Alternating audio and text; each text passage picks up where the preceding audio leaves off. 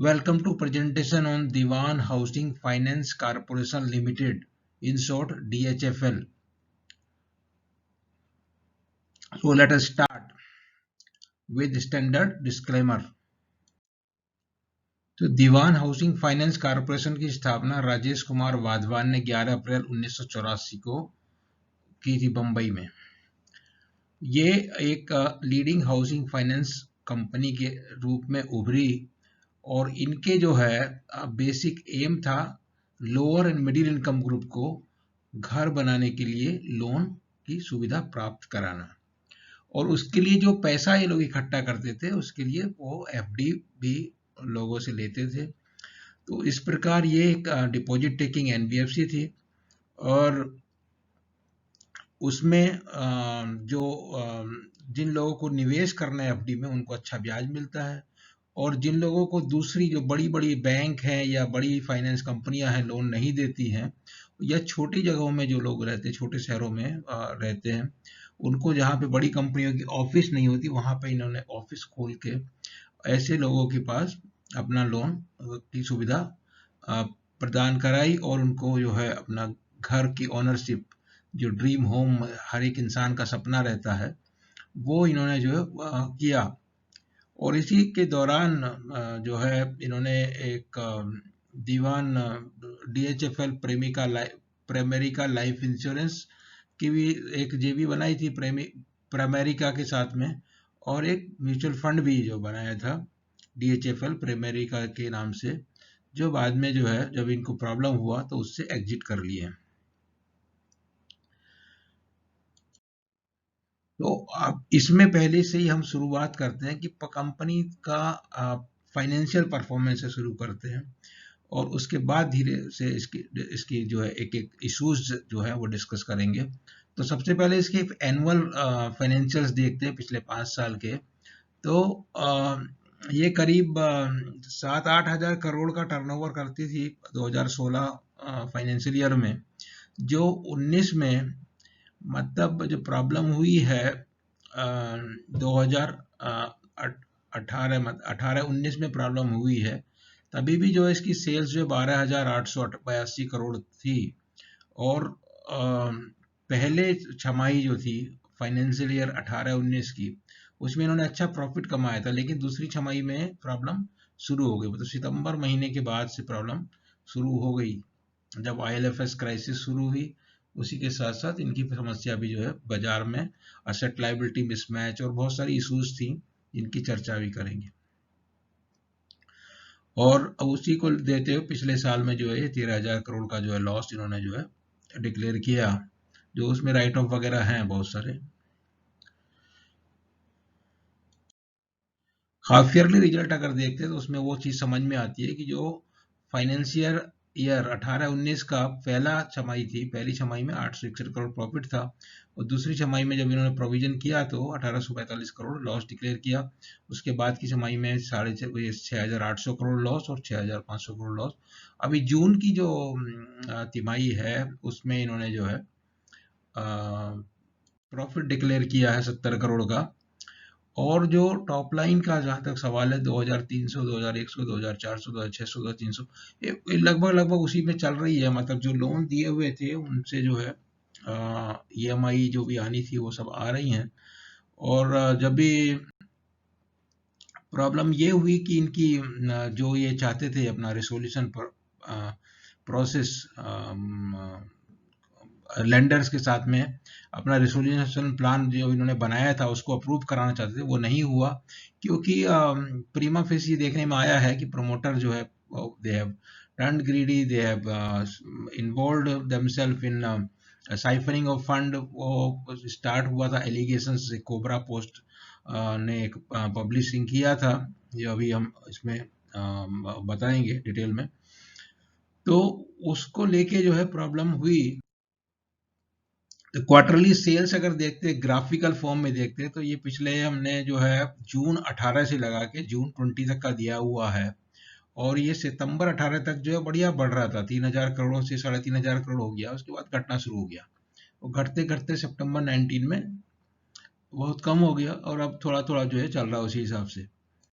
अगर प्रॉफिट की बात करते हैं तो वो भी सितंबर 18 जो था महीना, जब इसकी बर्बादी वाली जो मतलब खराब समय शुरू हुआ, तो तब तक प्रॉफिट था। दिसंबर में भी थोड़ा कुछ प्रॉफिट जो है दिखाया है, लेकिन मार्च में वो लॉस इन्होंने वो रिकॉग्नाइज किया। उसके बाद से जो है अभी देखिए क्या है आगे स्टोर में। ग्रॉस प्रॉफिट मार्जिन जो है 88% करीब है यहाँ पे, और अभी इसमें ये एनुअल 10 साल का दिया हुआ है। 2009 का जो साल था उसमें 88%, 87%, 87 बढ़िया काम करती थी मार्च 18 तक, और उसके बाद से पूरा जो है ये सब कबाड़ा हो गया। नेट प्रॉफिट मार्जिन भी उसी तरह से देखिए, मार्च 18 तक का जो है कुछ 11% है, लेकिन मार्च 17 बहुत अच्छा था, 30% नेट प्रॉफिट मार्जिन रहा। उसीलिए उसका भाव जो है उस समय में बहुत अच्छा था। 18 के बीच में जो 610 रुपये तक इसका भाव गया था, और फिर घटते घटते 8 रुपये 54 पैसे आ गया। तो 29 जून 2019 को कोबरा पोस्ट ने, जो पहले आईएलएफएस फियास्को हो गया, आईएलएफएस डिफॉल्ट करना शुरू कर गई, इतनी बड़ी कंपनी थी जिसको लोग सरकारी समझते थे, उसका करीब 90,000 करोड़ की सारी सब्सिडी मिला के उसके आउटस्टैंडिंग लोन थे। और उसने जब डिफॉल्ट करना शुरू किया तो क्या रहता है कि फाइनेंशियल मार्केट में एक कंपनी एनसीडी इशू करती है, दूसरी उसको लेती है, फिर दूसरी इशू करती है, तीसरी लेती है, इस तरह से ये सिस्टम चलता है। तो एक को पैसे की जरूरत होती है, वो दूसरे से लेता है, दूसरे को पैसे देते है, उससे लेता है। जो एक डिफॉल्ट करता है तो वो ये एक विशियस सर्किल बन जाता है, और उसमें सब एक के बाद एक जो है फाइनेंशियल सर्विस कंपनी जितनी भी थी उनको परेशानी शुरू हो गई, मतलब बेसिकली फाइनेंस बेस्ड कंपनी। तो उसके बाद जो है जो कोबरा पोस्ट का जो एक्सपोजे आया था 31,000 करोड़ का, जिसमें साइफरिंग का एलिगेशन किया गया था, उसके बाद इन्होंने एक इंटरनल इंक्वायरी किया, जिसमें इंक्वायरी कमेटी ने क्लीन चिट दे दिया, कुछ नहीं है। तो रेटिंग एजेंसी जो थी उस समय में जनवरी वगैरह में, उन्होंने भी कंपनी को क्लीन चिट दे दिया, और जो चलता रहा कारोबार एज यूजुअल। लेकिन प्रॉब्लम कब आई है, जब 6 जून 2019 को ये पेमेंट डिफॉल्ट कर गए, क्योंकि कैश फ्लो की प्रॉब्लम हो गई, पैसा कहीं बाजार में मिलता नहीं। और जैसे था असेट लाइबिलिटी मिसमैच इस तरह का था कि जो छोटे समय का ये लोगों ने पैसा लिया हुआ है और लॉन्ग टर्म के लिए दिया हुआ है। तो लॉन्ग टर्म के लिए जब दिया हुआ है तो वो धीरे धीरे आता है ईएमआई के रूप में, और जो शॉर्ट टर्म का लिया, कॉमर्शियल पेपर ले लिया, तो वो एक साल में के अंदर वापस देना है, 3 महीने के 4 महीने के जो भी पीरियड का दिया है, उसके जैसे उसका टाइम हो जाएगा वापस देना उसको। तो वापस देने के लिए आपको तो पूरा तो आता नहीं है, वो तो आएगा आपका जो आपने जो लोन दे दिया होम लोन, वो 20 साल में आएगा, और आपको जो पैसा उठाया है वो 1 साल में देना है। तो पैसा कहाँ से आएगा? अब उधार लेने जाए तो कोई इनको उधार नहीं देता, क्योंकि सब पूरा जो है रेटिंग खत्म हो गई। जब डिफॉल्ट एक बार कर गए, उसके बाद एक के बाद एक के बाद डिफॉल्ट डिफॉल्ट चलते गए। तो उसके बाद फाइनेंस सेक्टर में बहुत सारी प्रॉब्लम आई। आपने देखा होगा पीएमसी बैंक की स्कैम हो गई, यस बैंक में इतना प्रॉब्लम हो गया, उसके साथ में दूसरी एक कंपनी है वो भी बाजवान है, मगर वो अलग है, कजिन्स वगैरह है शायद, एचडीआईएल, उसमें भी प्रॉब्लम है। और इस तरह से जो है ये अपना डेब्ट सर्विसिंग ओब्लिगेशन नहीं कर पा रहे थे। फिर इन्होंने कोशिश किया, जून महीने में ये प्रॉब्लम हुई शुरू, तो जुलाई अगस्त में इन्होंने कुछ रिसोल्यूशन प्लान बनाने का कोशिश किया, और वो प्रपोज किया गया लेंडर्स को, मगर वो जो है उनको समझ में नहीं आया, विच वर नॉट गुड एनफ। तो दोबारा 6 अगस्त को पहला रिसोल्यूशन प्लान इन्होंने बना के सबमिट किया था, फिर 28 सितंबर को दूसरा उसको और फिर मॉडिफाई करके सबमिट किया।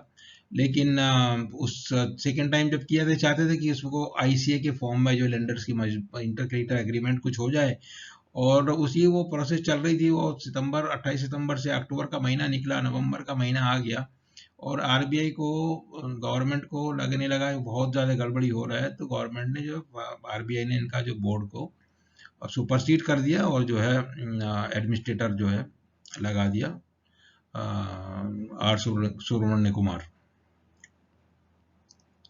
और फिर रिकमेंड कर दिया कि इसको एनसीएलटी को रिफर कर दिया जाए फॉर दिस रिसोल्यूशन। तो आरबीआई का ऑर्डर हुआ 20 नवंबर को। उसके बाद इन्होंने जो है एनसीएलटी बॉम्बे में अपना एप्लीकेशन लगाया, जिसने अप्रूव कर दिया। 3 दिसंबर को जो है इनका जो है ये मोरेटोरियम वगैरह शुरू हो गया। और उसके बाद जो है नोटिफिकेशन जारी हुआ क्लेम सबमिशन के लिए। उसी में बोला गया 17 दिसंबर तक आप क्लेम सबमिट कीजिए। और एक्सप्रेशन ऑफ इंटरेस्ट इशू हुआ, क्लेम्स आ गए तो 18 जनवरी को एक्सप्रेशन ऑफ इंटरेस्ट इशू हो गया। तो उसमें इस तरह का प्रोविजन किया गया था कि बहुत बड़ी कंपनी है, छोटी कंपनी नहीं है ये, कि जो प्रोस्पेक्टिव रिसोल्यूशन एप्लीकेंट हैं उनके दो ऑप्शन दिए गए, either they can quote for the whole company as option 1, और they can their company is divided into 3 parts, or 3 business group consisting of retail asset 1, group A retail asset, group B construction finance corporate loans, that means wholesale assets, and group C was the slum rehabilitation authority का जो project थी, उनको एक जगह से group करके जो है 3 पार्ट में इसको डिवाइड किया गया।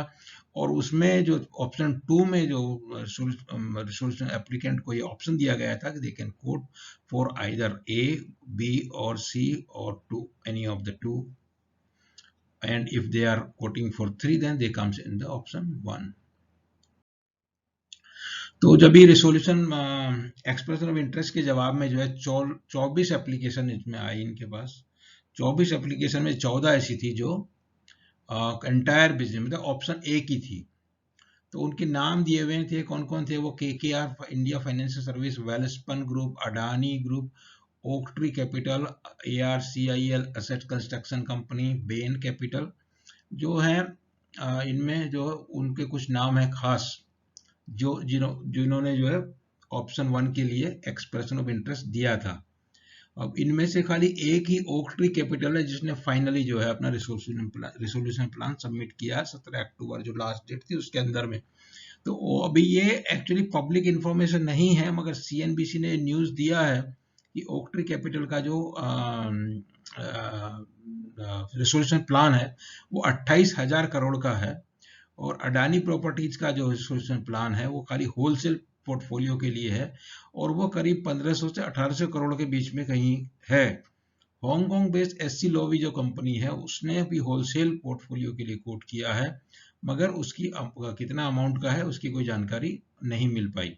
पिरामल एंटरप्राइज ने रिटेल पोर्टफोलियो के लिए कोट किया है, जिसकी जो बिड है 15,000 करोड़ की है।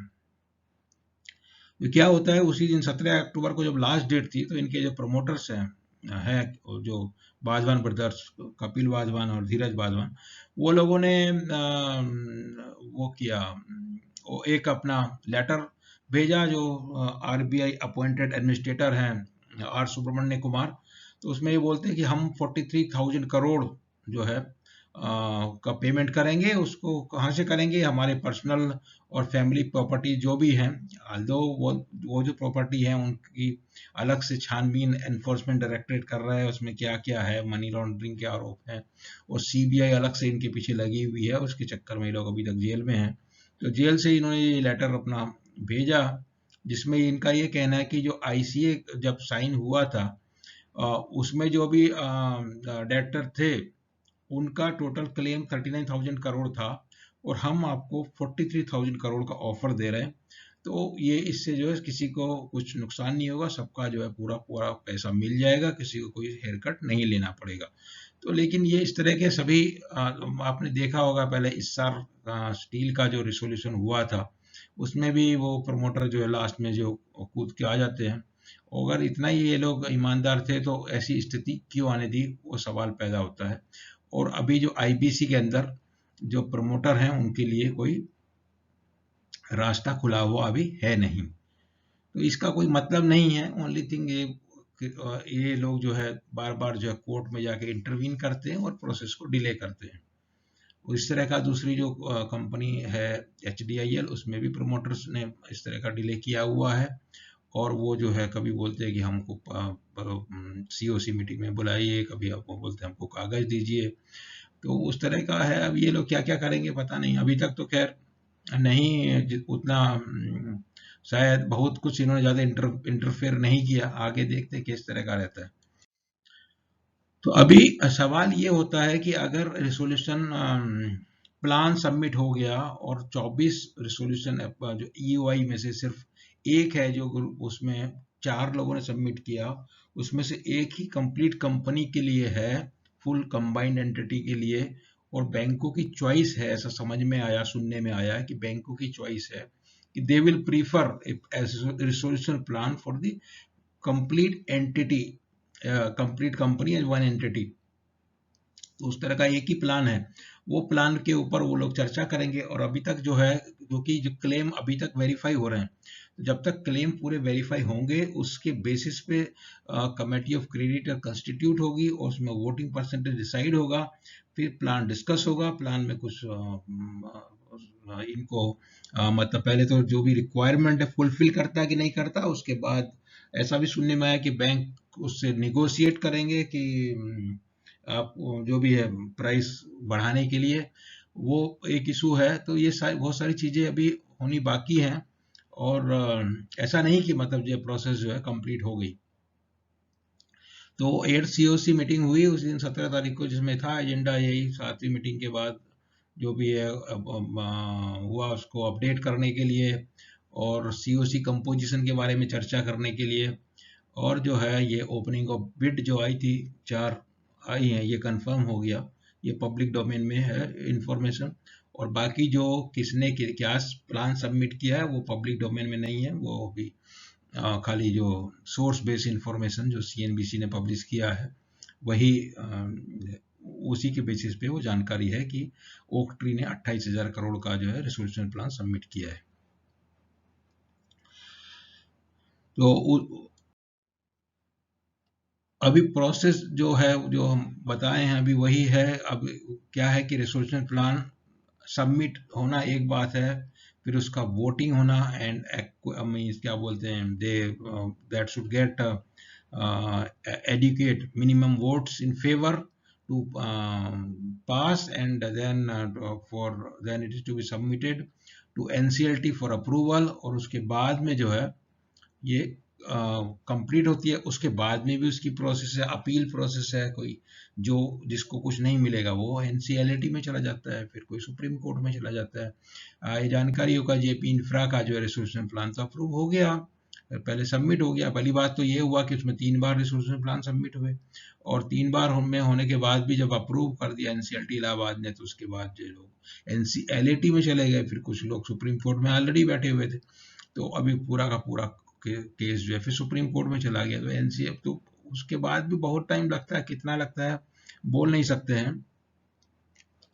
तो रिसोल्यूशन प्लान सबमिट हो गया, यही मतलब अच्छा है कि मतलब कोई अच्छा कदरदान उसका कंपनी का मिल गया, ये एक अच्छी पॉजिटिव न्यूज है, मगर ये एंड नहीं है। तो इसकी शेयर होल्डिंग के बारे में जब देखते हैं तो प्रोमोटर के पास 40% है, तो अभी रेसोल्यूशन होगा तो ये तो खत्म हो जाएगी। तो बाकी जो बचे पब्लिक शेयर होल्डर हैं 48%, बहुत बड़ा ब्लॉक है। तो अगर दूसरा इशू जो सबसे ज़्यादा इम्पोर्टेंट है जो पब्लिक शेयर होल्डर्स के लिए, जो ये टारगेट है वीडियो के जो दर्शक हैं उनके लिए है कि आपके लिए इम्पोर्टेंट यही है कि रिसोल्यूशन प्लान में आपके लिए क्या है। कहीं ऐसा तो नहीं कि ये जेपी इंफ्रा जैसा रिसोल्यूशन प्लान तो नहीं है कि जिसमें उसने बोल दिया कि सारे शेयर पब्लिक शेयर होल्डर को हम 1 करोड़ रुपया देंगे और उसके बाद छुट्टी, आपको कुछ नहीं मिलेगा। और या फिर ये जो है रुचि सोया जैसा है, या फिर ये आलोक इंडस्ट्रीज जैसा है। आलोक इंडस्ट्रीज में नंबर ऑफ शेयर सेम रहे, खाली फेस वैल्यू घट गया, और रुचि सोया में क्या हुआ कि 100 शेयर का 1 शेयर हो गया।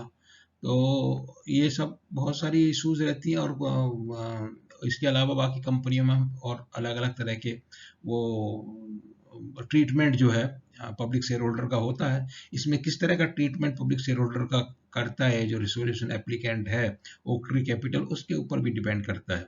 और वो जो है जानकारी थोड़ा बहुत जब मिलेगी, जब ये रिसोल्यूशन प्लान अप्रूव होके एनसीएलटी ऑर्डर पास करेगी, उसमें हो सकता है कुछ जानकारी मिले। उसके पहले जानकारी जो मिलेगी वो सोर्स यही ऐसी खबरी वाली जानकारी होगी, और उसको पक्का जानकारी नहीं भी माना जा सकता, पक्का जानकारी नहीं माना जा सकता। उसके बेसिस पे जो है कुछ डिसीजन लेना उतना ठीक नहीं है। तो ये प्राइस ट्रेंड थोड़ा सा दिखाया, देखने का कोशिश किया कि अभी जैसे जैसे कुछ होता है, ये लास्ट में दिखा रहे हैं, ये आप आ गया 2 दिन, अभी लास्ट 2 डेज इसमें ये सर्किट लग गया 10% का।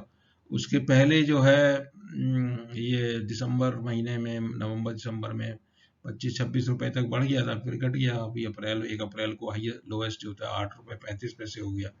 तो इस तरह का चलता रहता है। वैसे अदरवाइज बहुत अच्छा कंपनी थे, स्टडी डिविडेंड पेइंग कंपनी, और आराम से जो है धीरे धीरे धीरे धीरे बढ़ता रहता था।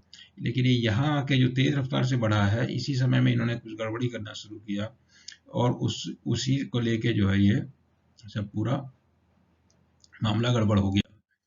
तो अभी भविष्य में जो होगा उसमें यही है कि एक तो पहली बात ये कि रिसोल्यूशन प्लान जो सबमिट हुआ वो पहले तो ठीक ठाक हो, मतलब सभी जो उसकी चेक्स हैं उसमें पास हो जाए, उसके बाद ये कमेटी ऑफ क्रेडिटर्स उनको पसंद आए, उसके बाद उसको रिक्विजिट वोट मिले, क्योंकि इसमें क्या वोटिंग जो है बहुत सारे लोग होंगे, डिपॉजिट होल्डर हैं और डिबेंचर होल्डर हैं, जितने सिक्योर्ड क्रेडिटर हैं सभी उसमें रहते हैं, उनका किसका क्या परसेंटेज होगा वो अभी तक डिसाइड नहीं हुआ। वो डिसाइड होगा तो कुछ पिक्चर समझ में आएगी किस तरह का कौन किस तरह का वोटिंग करेगा, और उनके लिए किस तरह का उसमें प्रावधान है रिसोल्यूशन प्लान में, उसी हिसाब से वो लोग उसको वोट फेवर में या अगेंस्ट में करेंगे। और ये ओक्ट्री कैपिटल के बारे में जानने का कोशिश किया हमने, तो ये अमेरिकन असेट मैनेजमेंट कंपनी है जिनका अल्टरनेट इन्वेस्टमेंट में ही जो इंटरेस्ट रहता है, और डिस्ट्रेस्ड सिक्योरिटी में लोग वर्ल्ड ओवर इन्वेस्ट करते हैं।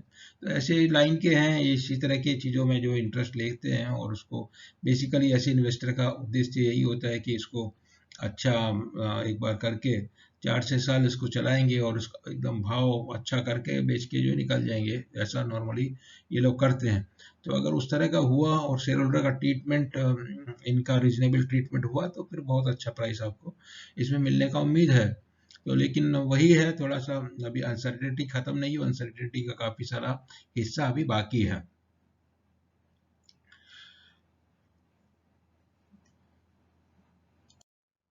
तो ये था दीवान हाउसिंग फाइनेंस के बारे में जो भी जानकारी उपलब्ध थी अभी तक, वो आपसे शेयर किया।